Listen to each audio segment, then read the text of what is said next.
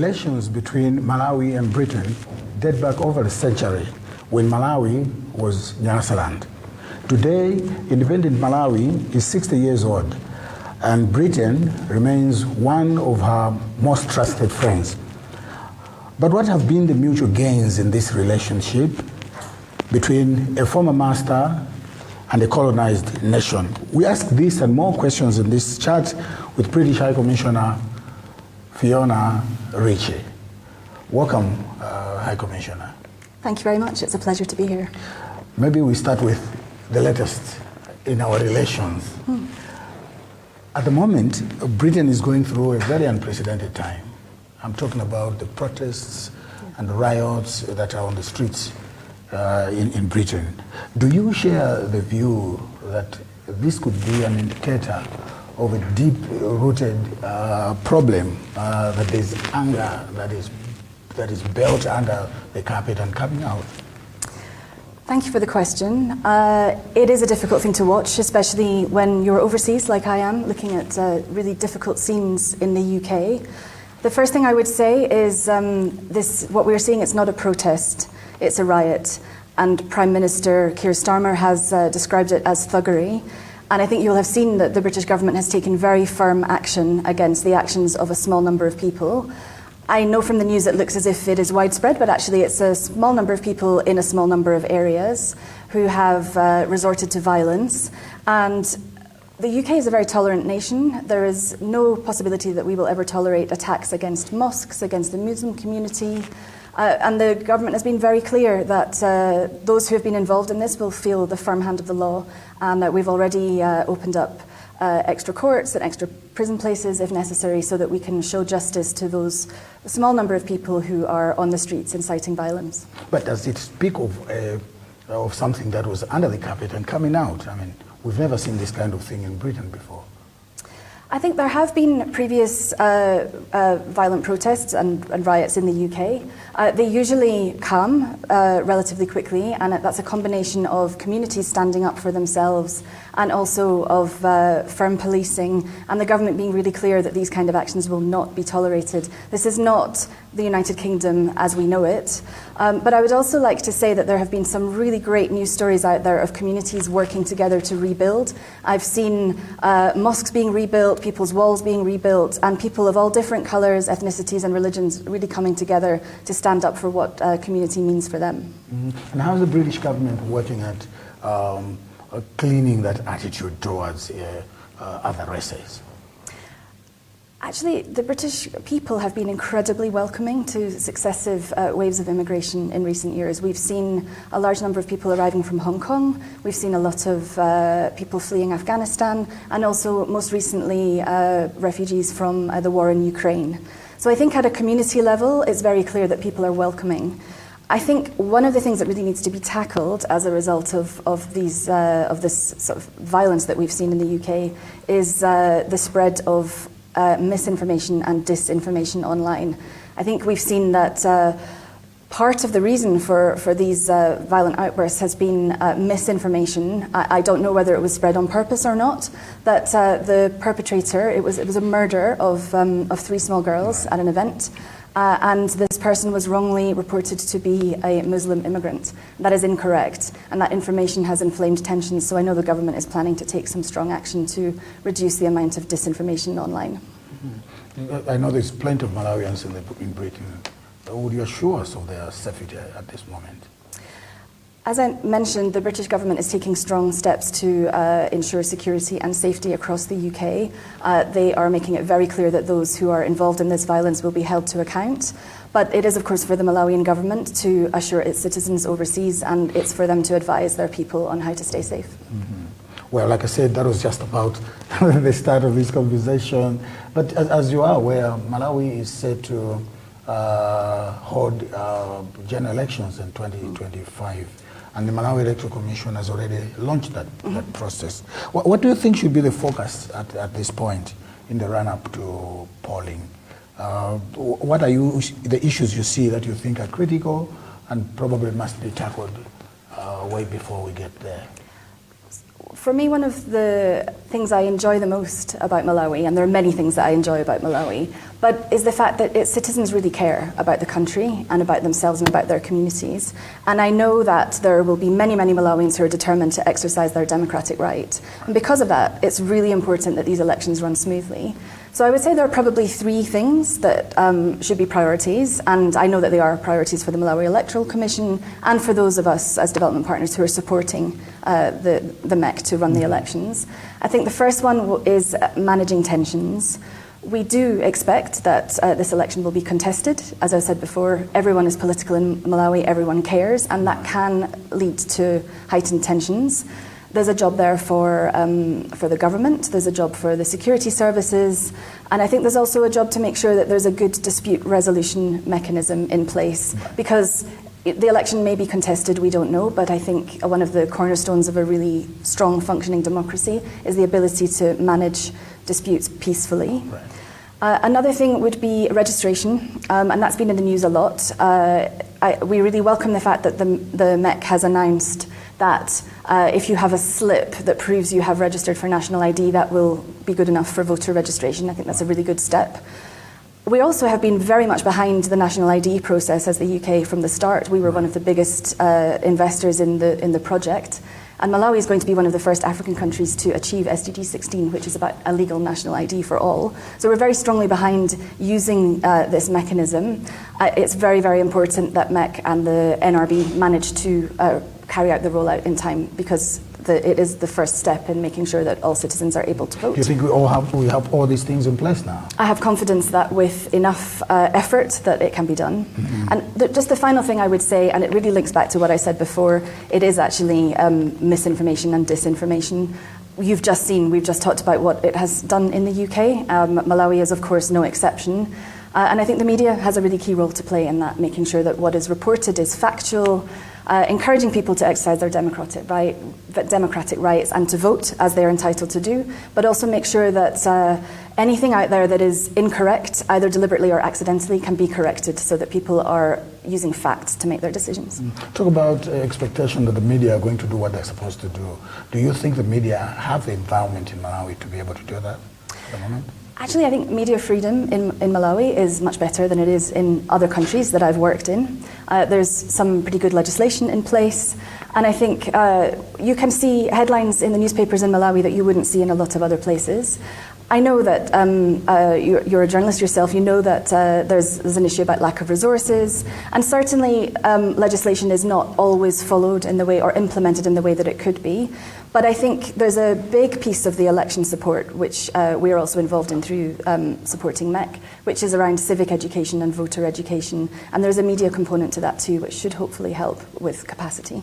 Mm-hmm. The election coming and the process leading to the polling is costed at around $187 million US.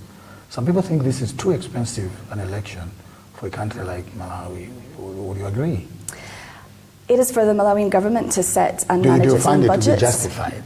It is not for a foreign government to comment on how much an election costs in another country, right. But we do find the election process to be absolutely vital, which is why the UK announced a $2.5 million US contribution to the Basket Fund, which is managed by UNDP, and it supports the Malawi Electoral Commission to roll out the election. I'm asking this because there's a view on the street that given the prevailing political environment, Malawi could possibly go into a second round of polling. I think we have seen from previous elections that Malawi has a proud tradition of upholding democracy and making sure that its people are able to have their voice and have their say. I think a strong democracy is absolutely the cornerstone of a functioning society, and I think that's something that Malawi has to be proud about. And an election has to be run to make sure that it is as credible as it can be, and peaceful is the most important thing. Yeah, the second round of elections in Malawi is provided for in the constitution. Do you think that Malawi is economically and financially ready for that kind of thing? You're always coming in. You just talked about what you're doing leading to 2025. The Malawi Electoral Commission will be preparing for all different eventualities. I think we are all very well aware that there may be a second round in Malawi, so it is getting itself ready to run the election that Malawi needs. When the courts, meted out the fresh elections order in 2020, there was a view out there that perhaps that order in itself cost the economy of this country, in that we probably were not ready for it. For sure, we were not expecting it, and that it may have affected the economy of the country. Do you think that's a possibility? I think the best way to improve the economy in Malawi is to get the conditions right for economic growth. And that is a different question. That's really about making sure that the macroeconomic stability, that's the sort of bigger picture economic stability, is there, and that will allow Malawi to grow, really, and private sector investment, the government's ATM strategy, agriculture, tobacco, mining. Those are the things that will really help Malawi to grow, but making sure that it has a strong democratic foundation is the bedrock of that. Given our situation at the moment, Your Excellency, do you think that a second round of elections would affect our economy?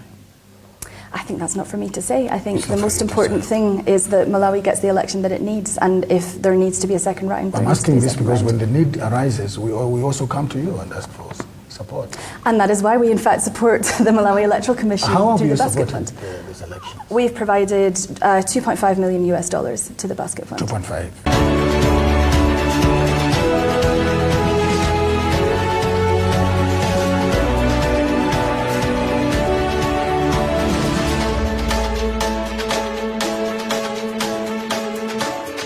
Malawi is 60 years as an independent state, and 30 of those years she's been a democracy.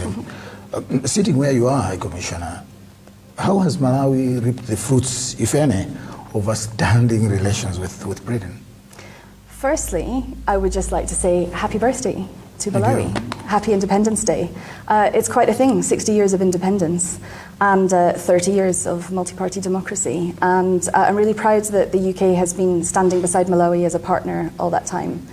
When I think about the UK-Malawi relationship, I think a lot about a very well-known statue called Antelope, which was created by Samson Kambula and currently sits on a plinth at Trafalgar Square in London.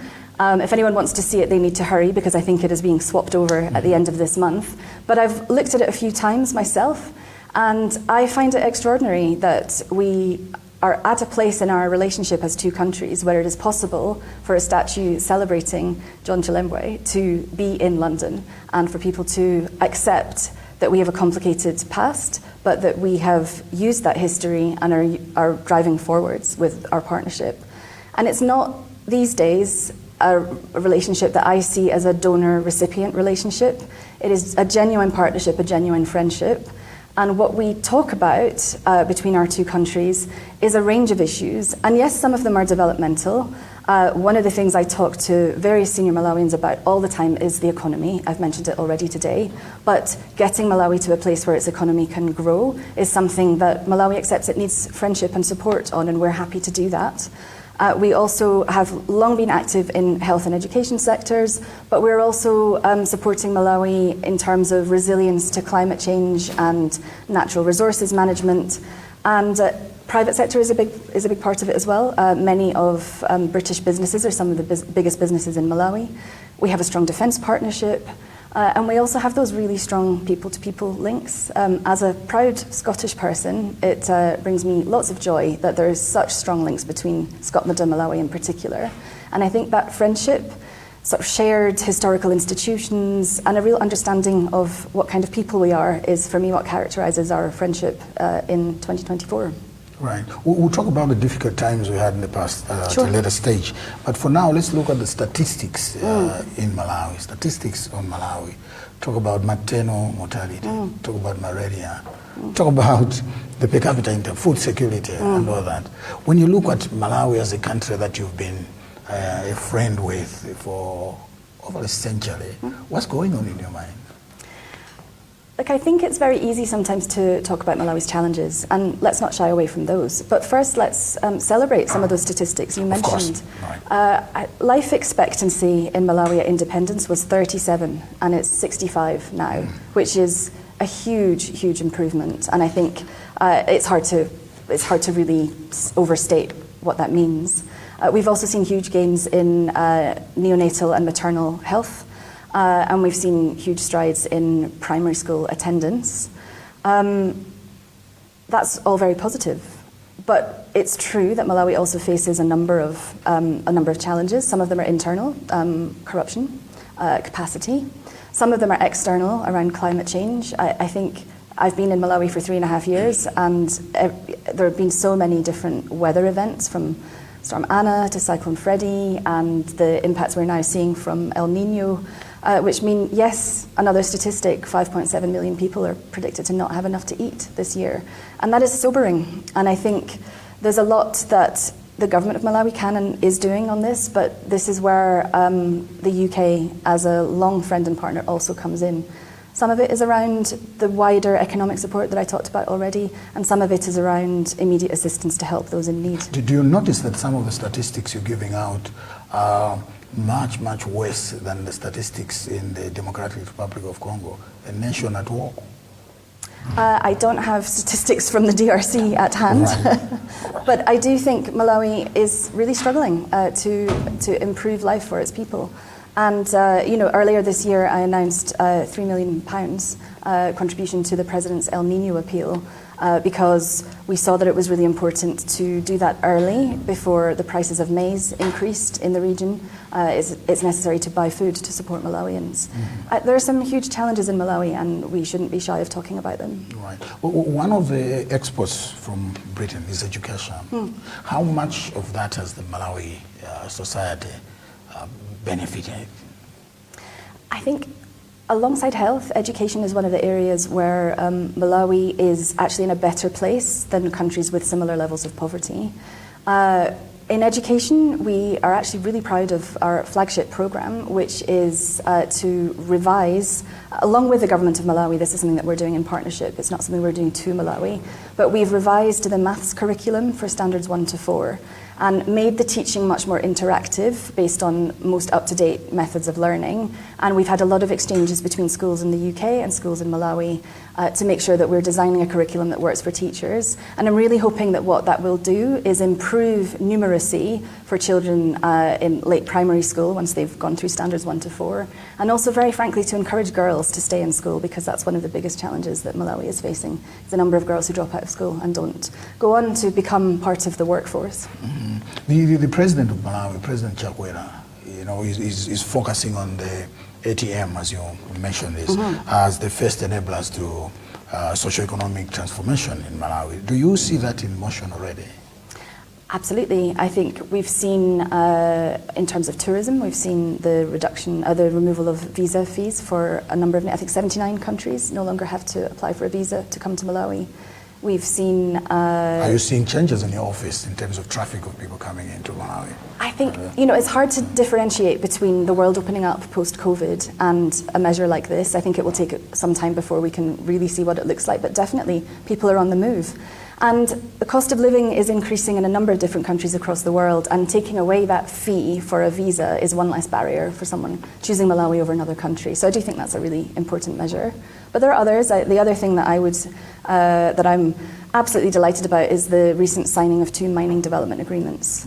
Yeah. Those will take a while for the effects to be seen in Malawi's economy, but I do think this sector is vital for the long-term prosperity of the country, provided we get it right. Not every country that has natural resources has benefited from them in the ways that we would like, but lots of lessons have been learned.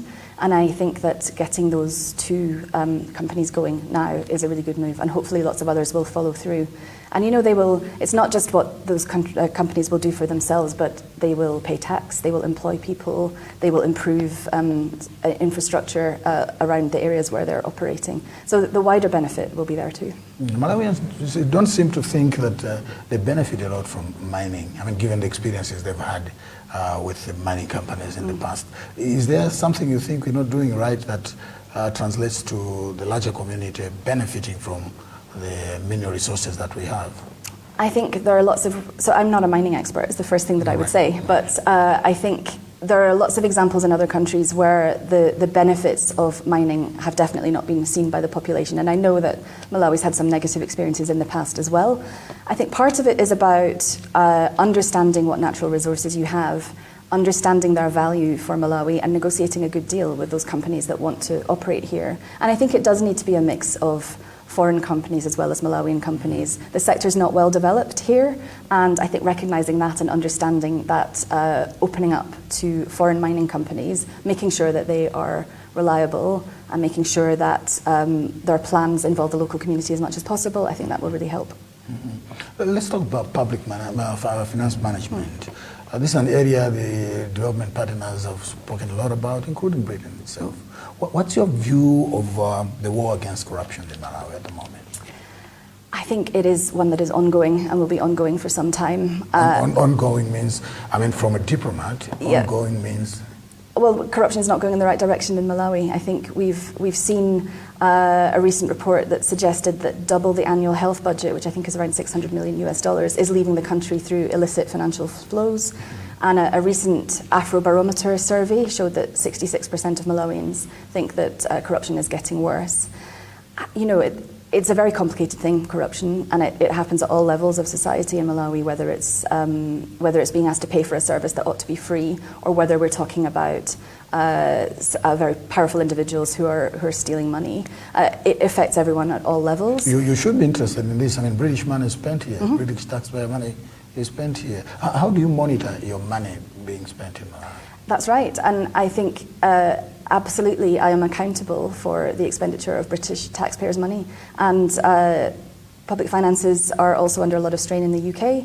The cost of living is really affecting ordinary British citizens, and it's therefore really important that I'm able to demonstrate that their money is well spent in countries like Malawi. And what's been your experience so far?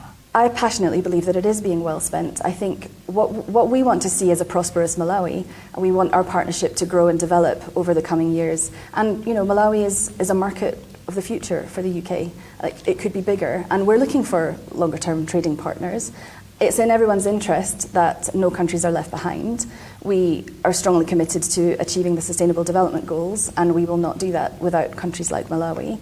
But that does mean that we have to have some strong safeguards in place when we spend our money here. So we spend through trusted organisations, we can do due diligence, and we know that they have the right kind of financial compliance that tracks our resources. Make sure that it's spent according to the objectives that we have, and those objectives are always set in coordination with the Malawian government. But we do need to have a certain amount of confidence that our money is going to where it's intended to go to. Yeah, we all see that the world seems to be coming to Africa. I really would think they have interest. What are the British interests in Malawi? What is it that you gained for being in Malawi? Would you be able to share that? That's a really complicated question. It is. Because we can't start from scratch. We've always had a long relationship, and that relationship will continue. There's a lot we can learn from countries in Africa, including countries in Malawi. We have a lot of shared values. I have many times been to speak to the Minister of Foreign Affairs, the President, other ministers, and we talk a lot about global affairs. We talk about the war in Ukraine, and we have shared views on the rights and the wrongs. We stand up together. It's great to have a partner who is not the same as us, but has similar values. And I think we can't just look inwards. This world is never going to let us do that, and so we need to have good friends and have the kinds of conversations that good friends always have. Well, obviously, Africa has the largest bodies of fresh water. Africa has the biggest numbers of cheaper labor. Africa has the land.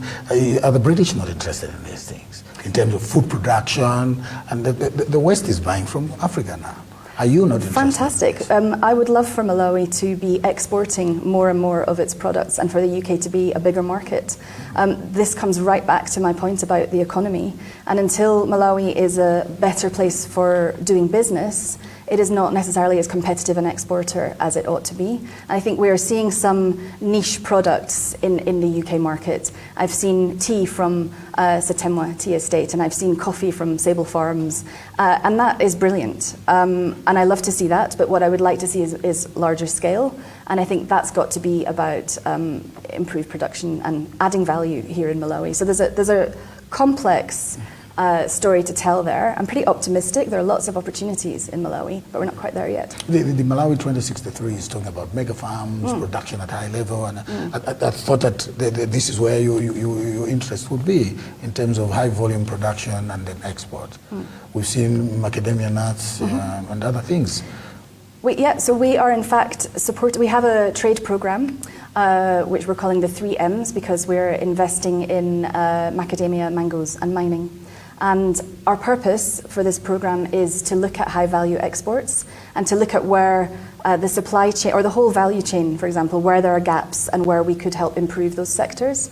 We deliberately didn't focus on tobacco and tea and sugar because they're bigger market share. Right. We wanted to look at where there's potential to grow. And some of the, like I said, some of the biggest companies are British. We are working with a macadamia firm that has had a lot of UK startup funds. Malawi Mangoes has also had UK funds. So this is an area that we're particularly interested in. It's not one that I see as a donor relationship with Malawi. It's one that it really needs to be private sector led and driven. And to some extent, we can sell Malawi as a destination, but it also needs to sell itself by improving the investment climate. Dr. Diouf, he's director of the Food and Agriculture Organization. He's retired now. He made a presentation, and there's a document that he produced, and he is warning African countries against what he calls the threat of neo-colonialism, where the West is coming to Africa because of essentially the pursuit for land, water, and cheap labor. Do you see merit in such fears? Not from a UK perspective. I think those are not necessarily things that we are desperately looking for in Malawi. I think I would like to see more UK investment come into Malawi. And for that to happen, we need better infrastructure, direct flights, less of a problem in terms of the exchange rate. So for example, the difference between the official rate and the parallel rate is a disincentive for exporters. I wish it were otherwise, but I don't see Malawi as being a destination for the UK that is without barriers. So it's not somewhere that we would be rushing in to look for resources or labor. It's more, at the moment, you would see the kind of companies that have a love for Malawi, that have strategic patience, who really want to improve conditions in local communities where they might operate. And yes, to make a profit, but I think it's not large-scale businesses just yet, and I don't know whether that would ever be the case, but I don't think that this is something that Malawi needs to fear about from the UK. Right. Yeah, I'm saying this because, you see, the Malawi economy has benefited to a certain extent from production of tobacco. That's not largely consumed here. And the people who produce that tobacco seem not to have changed in any way. I mean, the poverty is still there. Yeah. Look at the programs, the social programs that development partners are having to grapple with at the moment. Yeah, and I think, to be honest, I think this is partly behind the government's own megafarm strategy, a real recognition that we need to move away from a model where you have lots of subsistence farmers into one of larger scale agriculture. And then what that means is fair wages for people who work on those farms. That's really critical. But again, yes, it is one of, for me, a real sadness to see that Malawi has not had much by way of added value in the country. So tea and tobacco are exported in their raw form when there could be opportunities to for manufactories and for cigarette factories to bag tea. But I don't think Malawi has relied on tobacco for a long time, and I think that market will have its day. There are still markets for tobacco, but you think marijuana is the replacement? I hope not, globally. But I think there's definitely a case for hemp and for medicinal marijuana. I know that there was a piece of legislation that has been paused, and that's something that the Malawian government and parliamentarians are going to have to scrutinise carefully. I think there are many sectors that can and should replace tobacco, and I think everyone knows that tobacco is going to be a declining crop because the demand globally will go down. It has been going down in a number of countries. Sure, marijuana might well be one crop that Malawi could look into, but there will be others: chilies, coffee, soy, macadamias, mangoes. There's a lot, and I think a really important thing would be to not put all of Malawi's eggs in one basket and to diversify. Social protection programs. Do you really see them to be the solution for high-level poverty in Malawi? Are they the answer? Looks like the development partners think that's the route to take. I think, no, they're not a long-term sustainable solution. I think none of us want to be in a world where people in Malawi don't have enough to eat and the government and development partners are having to provide that. But economic growth doesn't happen overnight. And, Malawi has programs with both the World Bank and the IMF. They're very difficult, but they're important for improving Malawi's macroeconomy and to create the conditions for economic growth. But in the meantime, people are suffering, and I think there will be a gap between Malawi improving its own economic prospects before those mega farms are really producing, before mining revenues come on stream, before tourists come in their hordes. There are still those people who are struggling and suffering, and part of the job of a friend and a partner like the UK is to support that where we can. So there does need to be a safety net to catch those people who are not seeing the benefit of the wider economic picture yet. Government thought that perhaps subsidies were the way out, and looks like the development partners think, no, that too may not be the answer. It's not something that development partners think alone. I think the government has realised also that fertiliser subsidies have become unaffordable. Do you think they take it comfortably, or they're being pressed to take it? This is a government decision. It's not one that has been the result of huge influence from others, but the evidence base is there that the AIP was not necessarily producing the benefits that the government wanted it to produce. And there's a lot of reasons for that, but some of it is around global changes in the cost of fertiliser. And it became cheaper, I think, to import maize than to grow it because of the cost of fertiliser. Subsidies are employed by a range of countries, including my own. They are a tool that can be used. I just think that tool has had its day in Malawi. But then, back to the point about social protection, those people who are no longer receiving benefits from AIP, they do need to have some kind of assistance. So it becomes, what is the right mechanism for supporting those people? And at the moment, given Malawi's economy, subsidy is not perhaps the best way. It looks like we're experimenting. Do we really know what is going to work in the end? In terms of subsidies? Yes, as development partners and Malawi government, are really sure what is going to work for us? Well, I come back to what I said before. What is going to work in the longer term is not constant inflows of aid from development partners. That is a stopgap until Malawi can develop more. And it's really all about the economy. And I do expect the economy to be a major focus of the coming years' conversations ahead of the elections. People are really struggling. It's not, in a country like Malawi, it's not easy. There have been external shocks from climate change and other factors. It is not easy to stabilise this economy, but it absolutely has to be done because that is the foundation of economic growth. That's the thing that really needs to happen. Development partners, we're just here to support and make sure that we are behind the government in its plans. We can advise, of course, but ultimately it's up to the government to make its choices on how it's going to grow its economy. The development part of our partnership is there to support that through technical advice, assistance, buying maize if we need to, but also helping to grow the human capital through our investments in health and education and private sector. Right. How are you marrying your support in Malawi to our dream in Malawi 2063? Look, the Malawi 2063 agenda is pretty ambitious, but I think it's important as any government to set out a clear vision for the people. I do think that the ATM strategy is a big part of delivering that, and a lot of what we do as the UK is in support.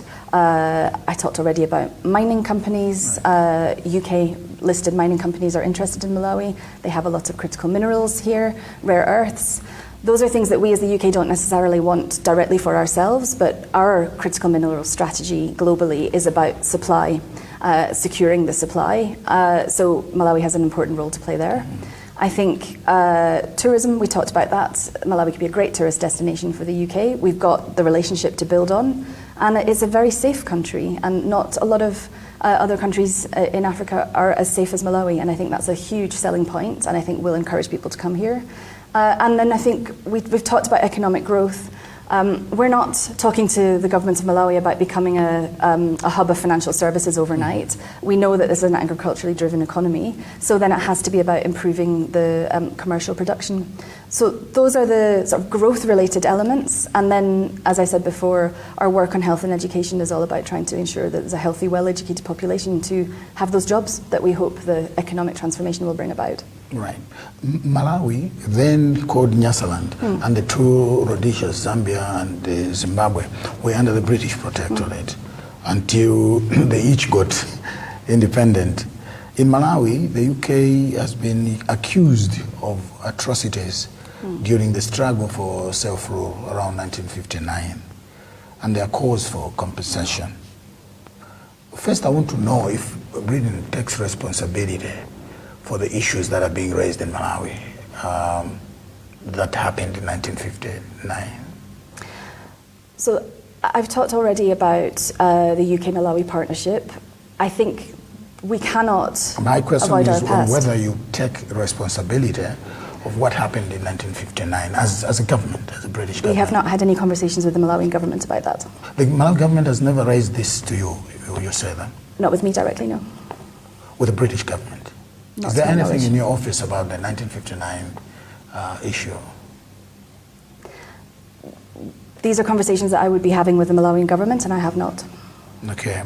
How would you react to a Malawian you met on the street who say they expect compensation from the British for what happened in 1959? I would have a conversation with that individual about the complex history that the UK and Malawi has, and I would talk about the way we are now a forward-looking modern partnership. How did the British government end up paying compensation in Kenya when the Mau Mau issue came up? So I'm sure you know about it. Kenya is a different country and different circumstances, and they're not comparable. Right. Okay. Would you be happy if people brought this up officially to your office? I'm always happy to have a conversation about anything to do with our relationship with Malawi. There's an armed conflict in Mozambique, just across in Cabo Delgado, over mineral resources. How concerned is the British government, especially that a Commonwealth member like Malawi, where you're sitting now, is in the geographical proximity? So, of course, the situation inside Mozambique is a concern to us. We know that the Malawian government and the Mozambican government are close friends, neighbours, and they discuss this regularly amongst themselves. And we know that as a region, many neighbouring countries are involved in conversations. I think it's definitely one to watch, but I also have a lot of faith and confidence in Malawi's own security services to make sure that the people of Malawi are safe. But Malawi is also a responsible citizen in terms of international engagement and foreign policy, and I know that the government is active in conversations about the conflict in northern Mozambique. And Malawi is a member of the Commonwealth, and you are at the helm of that organization. Are these matters ever discussed in your forums? I can't speak on behalf of the Commonwealth, which is its own organisation, but certainly the Commonwealth family talks about a number of different issues, and security is definitely one of them. And of course, we will have the Commonwealth Heads of Government meeting in Samoa in October, and I know that issues of mutual concern and mutual priorities will be discussed. I believe that climate change is one of the major focuses of that event, but certainly the Commonwealth family is a good network for countries like Malawi and Mozambique and others to have to discuss issues that concern them. Right. The majority of the fighters in the Cabo Delgado region are young people from the Horn of Africa. Obviously, to get there, they must either pass through Malawi into Mozambique or through Zambia or Zimbabwe. Are you concerned, sitting there as British High Commissioner in Malawi, that this is a possibility? I'm still of the belief that Malawi is an incredibly safe, peaceful and secure country. I have a lot of confidence in the Malawian forces, as I mentioned before, police and military and intelligence services. This is also a country that has a really good traditional authority structure, and I've spoken to a number of traditional leaders as I've gone around the country to meet people, and I know that they also understand what's happening in their villages. I think there's quite a good network of formal and informal intelligence. Personally, I think this is something that we all need to watch and be aware of, but I'm not sitting in Lilongwe really strongly concerned about Malawi's security. Mm-hmm. You talked about part of the support you give the Malawi government being in the area of security as well.